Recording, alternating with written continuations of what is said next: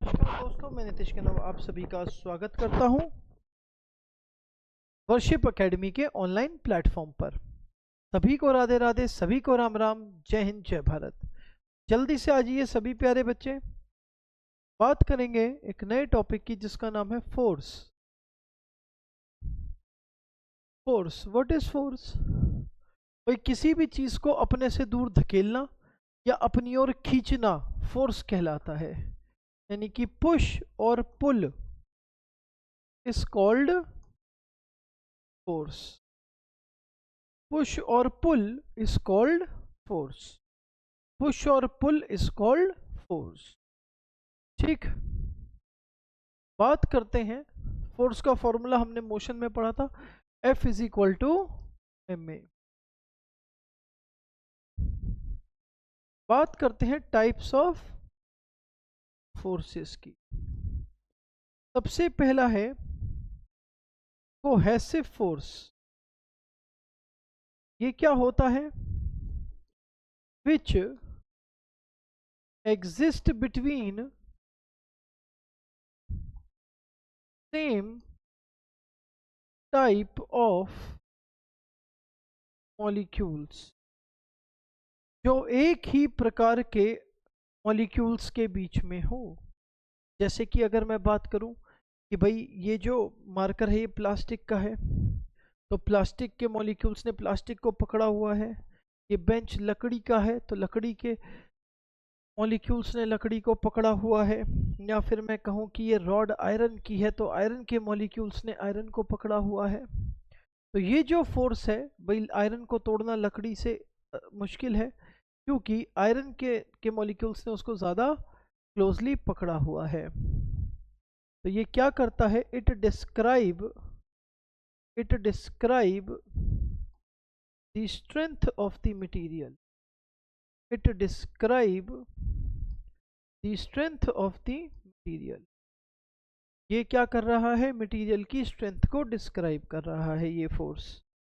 उसके बाद बात करते हैं, सेकंड फोर्स है एडहेसिव फोर्स। सेकंड फोर्स है एडहेसिव फोर्स। ये क्या होता है? विच एग्जिस्ट बिटवीन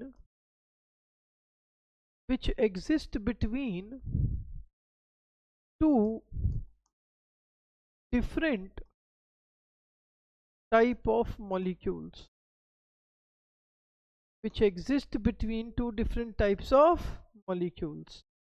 एग्जाम्पल के तौर पर force between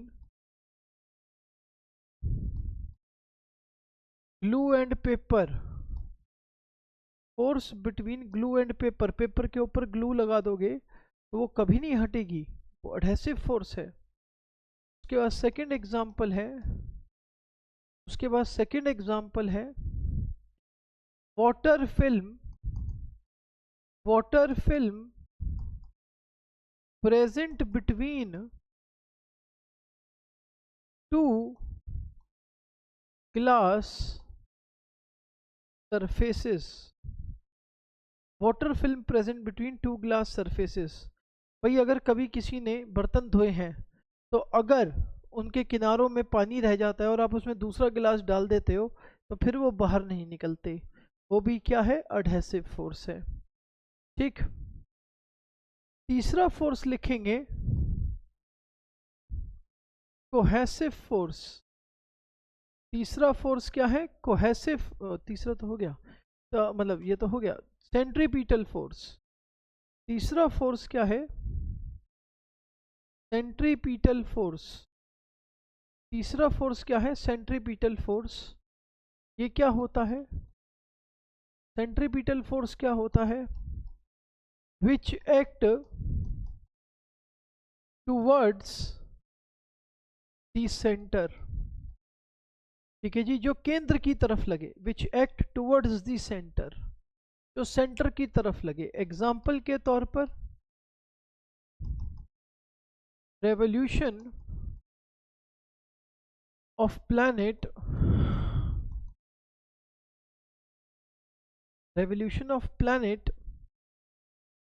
around the sun. Revolution of planet around the sun. देखिए ये सन है, ये प्लैनेट है। सन का ग्रेविटेशनल फोर्स इसको अपनी ओर खींचता है, ऑर्बिट का ग्रेविटेशनल फोर्स इसको अपनी ओर खींचता है, जिसकी वजह से एक टेंजेंशियल पाथ लेता है और घूमता रहता है। ठीक है, ये इसका पहला एग्जाम्पल। दूसरा एग्जाम्पल सेम इसी पर based, revolution of electrons around the nucleus, revolution of electrons around the nucleus, revolution of electrons around the nucleus। ठीक, तीसरा example, a stone tied with a string revolve with finger, revolve with finger। रस्सी में पत्थर को बांधकर उंगली से घुमाना, ये क्या हो जाता है? सेंट्रीपिटल फोर्स हो जाता है, क्योंकि फोर्स सेंटर की तरफ लग रहा है। ठीक, उसके बाद नेक्स्ट है, देखो सेंट्रीपिटल को आप ऐसे भी याद रख सकते हो, ये है मान लो गर्ल्स कॉलेज, आसपास लड़के तो होंगे ही क्योंकि फोर्स अंदर से लग रहा है, अंदर जा नहीं सकते क्योंकि सिक्योरिटी होती है, तो गेड़ी मारते रहते हैं कॉलेज के बाहर, सेंट्रीपिटल फोर्स है। सेंट्रीफ्यूगल, ये क्या हो जाता है? Which act from the centre to the outside, which act from the centre to the outside, जो केंद्र से बाहर की तरफ लगे। Which act from the centre to the outside, जो केंद्र से बाहर की तरफ लगे, वो क्या हो जाएगा? सेंट्रीफ्यूगल। एग्जाम्पल की बात करते हैं तो एग्जाम्पल क्या है? Cleaning of clothes in a washing machine, cleaning of clothes in a washing machine. जब हम वॉशिंग मशीन में कपड़े धोते हैं तो कपड़ों को उठाकर सेंटर में डाल देते हैं, वॉशिंग मशीन उसको उठाकर बाहर की ओर फेंकती है। ठीक, तो बाहर की तरफ फोर्स। उसके बाद दूसरा एग्जाम्पल,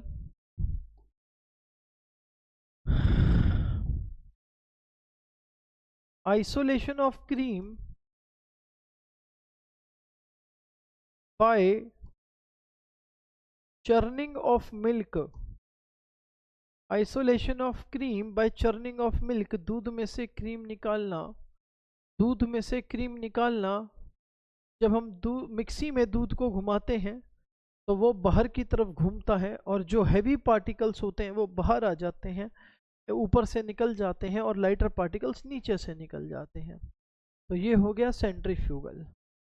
अब एक एग्जांपल जहां पर दोनों बल एक साथ लग रहे हैं, सेंट्रीफ्यूगल भी और सेंट्रीपिटल भी। ये क्या है? सड़क। तो क्वेश्चन आता है, turning of road in the direction of road plane, turning of road in the direction of the road plane क्या हो जाता है? Centripetal force. क्या हो जाता है? Centripetal force. ऐसे घूमकर अंदर की तरफ मुड़ रही है और फोर्स अंदर की तरफ लग रहा है, तो वो क्या हो जाएगा? सेंट्रीपिटल हो जाएगा। अब यहीं पर एक व्हीकल है जो ऐसे जा रही है, तो क्वेश्चन आएगा, force exerted by vehicle on road while turning क्या हो जाएगा? सेंट्रीपिटल, क्योंकि व्हीकल को अपना सारा फोर्स इस तरफ लगाना पड़ेगा तब ये जाकर मुड़ पाएगी। ठीक, उसके बाद force exerted by road on vehicle force exerted by road on vehicle while turning is called centrifugal. क्यों? क्योंकि अगर व्हीकल ने फोर्स नहीं लगाया तो रोड एक बाहर का फोर्स लगाएगी और एक समय बाद गाड़ी हेलीकॉप्टर बन जाएगी। तो दो शब्द की वजह से आंसर चेंज हो रहा है। Force exerted by vehicle on road, vehicle जो रोड पर फोर्स लगा रही है वो सेंट्रीपिटल, लेकिन जो रोड व्हीकल पर लगा रही है वो सेंट्रीफ्यूगल। आई बात समझ में? हेडिंग डालेंगे gravitational force.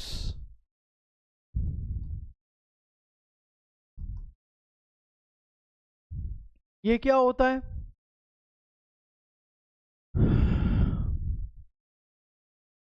Force exerted by earth on other objects so that they remain in a state of rest, so that they remain in a state of rest। देखो भाई, ऐसा नहीं है कि अर्थ ये फोर्स लगा रहा है, सब प्लैनेट्स के पास ये फोर्स होता है, किसी के पास ज़्यादा किसी के पास कम। जैसे मून के पास पृथ्वी से 1/6 है, और वहीं अगर बात की जाए मंगल की तो पृथ्वी से 1/3 है। तो पृथ्वी से ही ये फोर्स बाकी सभी वस्तुओं पर लगता है, लेकिन ये फोर्स इक्वल एंड ऑपोजिट होता है, इस कारणवश कैंसल आउट हो जाता है और हम सब सारे स्थायी रूप से रह पाते हैं। ये बेंच इस कुर्सी पर लगा रहा है, ये कुर्सी इस बेंच पर लगा रही है, लेकिन ये इक्वल एंड ऑपोजिट है, इसलिए ये आपस में कटे जा रही है और ये रेस्ट पर है। ठीक, तो ग्रेविटेशन में सबसे पहली थ्योरी आती है जियोसेंट्रिक थ्योरी। जियोसेंट्रिक थ्योरी ये किसने दी थी? टॉलेमी ने दी थी। किसने दी थी? टॉलेमी ने दी थी। जियोसेंट्रिक थ्योरी क्या कहती है? जियोसेंट्रिक थ्योरी कहती है earth is at the centre and all planets, अच्छा नहीं सॉरी, ऑल प्लैनेट्स की तो बात ही नहीं हुई, and sun revolve around the earth, around the earth. पृथ्वी केंद्र पर है और सूर्य उसके चारों ओर घूमता है। Earth is at the centre and sun revolve around the earth. ये किसने दी? टॉलेमी ने। किसने दी? टॉलेमी ने। ठीक, उसके कई वर्षों बाद इस थ्योरी को सही किया गया और नाम दिया गया हेलियोसेंट्रिक थ्योरी। ये किसने दी? ये दी कोपरनिकस ने।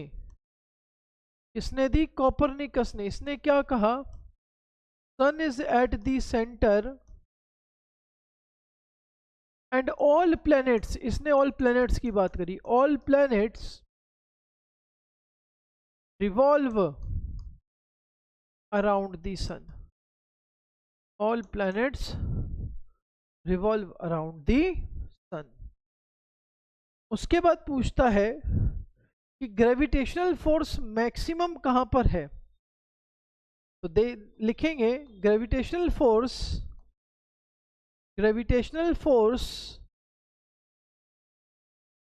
Is maximum at the poles, और पोल्स में भी कहां पर? नॉर्थ पोल पर। पोल में भी कहां पर? नॉर्थ पोल पर। ठीक, पोल में भी कहां पर? नॉर्थ पोल पर। ठीक है, उसके बाद बात करेंगे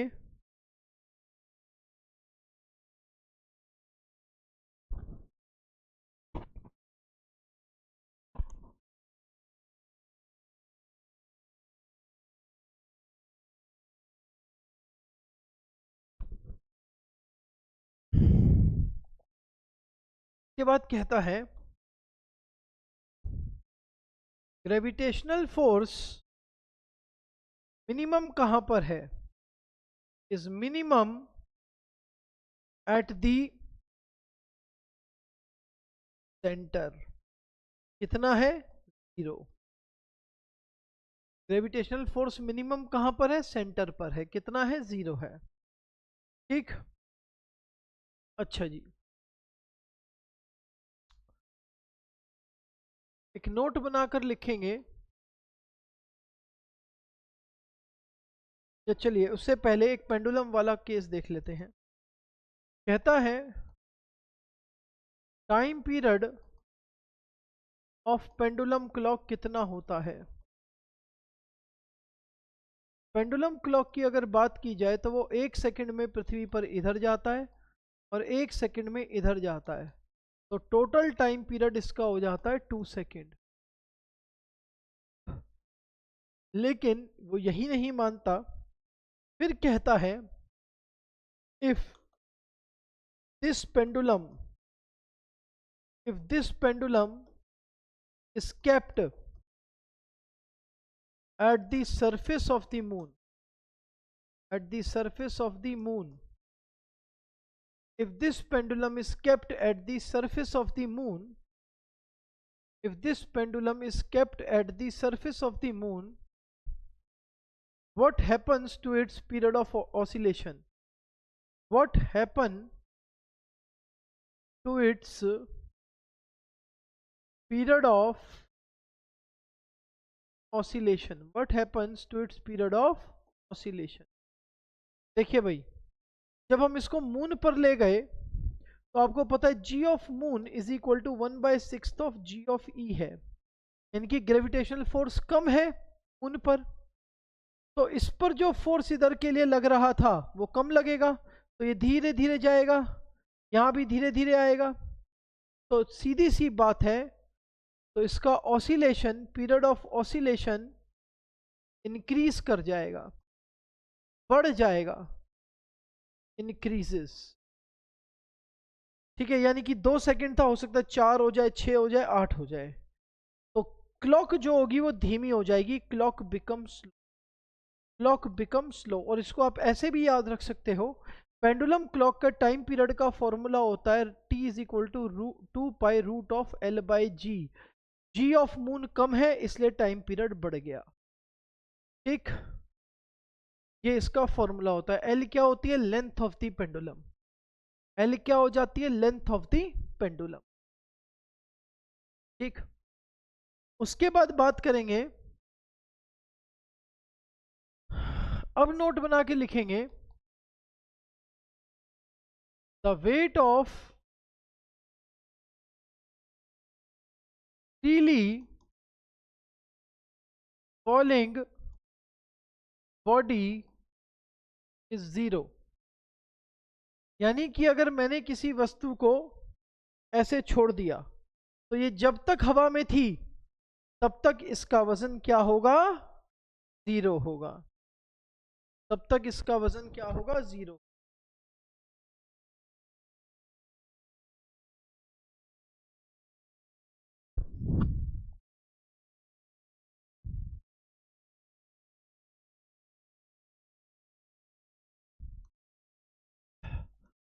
factors affecting freely falling body, सबसे पहला है डेंसिटी, डेंसिटी। दूसरा है सरफेस एरिया, और तीसरा है रेजिस्टेंस ऑफ एयर। तो यहां से क्वेश्चन आता है, आपके पेपर में आया हुआ क्वेश्चन है, कहता है if an iron ball and wooden ball of same weight dropped from the same height,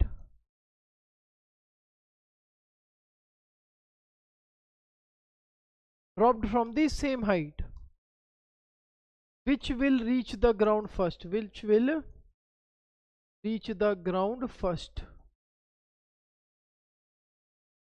पहले कौन सी नीचे आएगी? बता सकते हैं आप लोग? अगर किसी समान वजन की समान लोहे की गेंद और लकड़ी की गेंद को समान ऊंचाई से छोड़ दिया तो कौन सी पहले नीचे आएगी?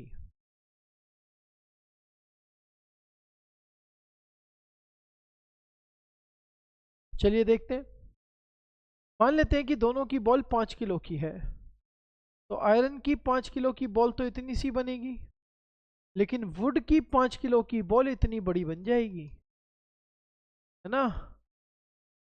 जिसकी वजह से क्योंकि इसकी डेंसिटी ज़्यादा है, इसकी डेंसिटी कम है, जिसकी वजह से इसका सरफेस एरिया कम है, और इस पर जो रेजिस्टेंस ऑफ एयर लगेगा वो सिर्फ इतना लगेगा। और भाई इस पर रेजिस्टेंस ऑफ एयर जो है वो ज़्यादा लगने वाला है, क्योंकि इसका सरफेस एरिया ज़्यादा है, इसीलिए iron ball reaches the ground first, reaches the ground first. लोहे की गेंद पहले नीचे आएगी क्योंकि उस पर हवा का प्रतिरोध, रेजिस्टेंस ऑफ एयर कम लगेगा। रेजिस्टेंस ऑफ एयर क्या लगेगा? कम लगेगा, ठीक, क्योंकि उस पर रेजिस्टेंस ऑफ एयर क्या लगेगा? कम लगेगा।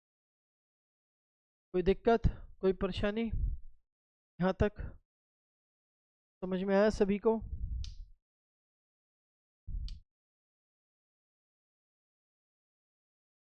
ठीक। अब कहता है अगर यही क्रिया निर्वात में की जाए, वैक्यूम में, if this experiment repeats in vacuum, तो क्या होगा? तो याद रखेंगे, both will reach the ground at the same time, at the same, both will reach the ground at the same time, दोनों साथ में नीचे आएंगी। Both will reach the ground at the time, both will reach the ground at the same time, ठीक। चलिए अब देखते हैं, क्या देखते हैं? लिफ्ट के केस और एलिवेटर्स के केसेस। लिफ्ट के एलिवेटर्स के केसेस देखेंगे, लिफ्ट के और एलिवेटर्स के केसेस हम देखेंगे, लेकिन उससे पहले एक बार हम ये देख लेते हैं कि हमने अभी तक पढ़ा क्या है। सबसे पहले तो हमने फोर्स की डेफिनेशन पढ़ी। फोर्स क्या है? पुश और pull is called force. Types of forces की अगर बात की जाए तो हमने कोहेसिव फोर्स देखा। कोहेसिव फोर्स क्या है? Which exist between same type of molecule, जो दो समान प्रकार के मॉलिक्यूल्स के बीच। It describe the strength of the material. Adhesive force दो डिफरेंट टाइप्स ऑफ मॉलिक्यूल्स के बीच में, जैसे कि force between glue, stick and paper, या फिर water film present between two glass surfaces, या फिर force between ink and paper, है ना? ये भी लिख सकते हैं, ठीक है, ये भी लिख सकते हैं। Force between ink and paper, ink and paper, force between ink and paper. Centripetal force की बात करेंगे, ये क्या होता है? Which act towards the center, जो केंद्र की तरफ लगता है।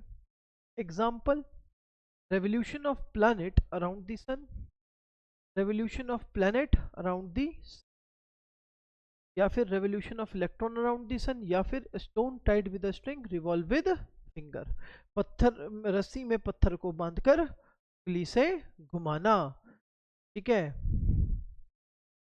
के बाद centrifugal, which act from the centre to the outside, ठीक है जी, जो सेंटर से बाहर की तरफ। Cleaning of clothes in a washing machine, और दूध में से क्रीम निकालना, isolation of cream by churning of milk. फिर मैंने बताया कि दो फोर्स, एक ही एग्जांपल में दोनों फोर्स लग रहे हैं। सबसे पहले सड़क का मुड़ना उसी की दिशा में, वो centrifugal turning of road in the direction of. अब व्हीकल मुड़ते समय जो रोड पर फोर्स लगा रहा है वो कौन सा, सेंट्रीपिटल। और जो रोड व्हीकल पर लगा रही है वो कौन सा, सेंट्रीफ्यूगल। ठीक। उसके बाद है gravitational force, force exerted by earth on other object so that they remain in a state of rest. ये वो फोर्स है जो सभी वस्तु लगा रहे हैं एक दूसरे पर ताकि वो पृथ्वी की सतह पर समान रूप से रह सके। इसके लिए एक थ्योरी दी गई जिसको कहा गया जियोसेंट्रिक थ्योरी, टॉलेमी ने दी। इन्होंने कहा earth is at the centre and sun revolve around the earth. Heliocentric theory, sun is at the centre and all planets revolve around the sun. ये किसने कहा, कोपरनिकस। हाँ ठीक, ये सही है थ्योरी, वो गलत है। फिर कहता है gravitational force is maximum at the poles, यानी कि north pole. Gravitational force is minimum with centre 0। Time period of pendulum clock 2 second. ठीक है जी।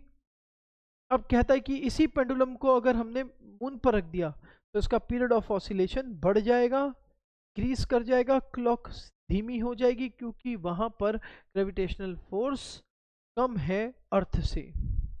फॉर्मूला भी दे दिया, T is equal to 2π√L/g। ठीक। कहता है the weight of freely falling body is 0। कौन कौन से फैक्टर्स हैं जो अफेक्ट करते हैं, वो डेंसिटी, सरफेस एरिया, रेजिस्टेंस। फिर हमने लास्ट में देखा आयरन बॉल और वुडन बॉल जो सेम वेट की हैं सेम हाइट से छोड़ दिया तो आयरन बॉल नीचे पहले आएगी क्योंकि उस पर सरफेस एरिया कम है, डेंसिटी ज़्यादा है, जिसकी वजह से उस पर रेजिस्टेंस ऑफ एयर कम लगेगा। अगर इसी एक्सपेरिमेंट को वैक्यूम में करेंगे तो दोनों साथ में आएंगी। नेक्स्ट वीडियो में हम देखेंगे लिफ्ट, एलिवेटर्स, ठीक है जी, या लिफ्ट और एलिवेटर्स सही था, एंड जॉइंट व्हील वाले क्वेश्चन। ठीक, चलिए आज की क्लास को करते हैं यहीं पर समाप्त। मिलेंगे आपसे अगली कक्षा में, तब तक के लिए हंसते रहें, मुस्कुराते रहें और पढ़ते रहें। धन्यवाद। जय हिंद, जय भारत।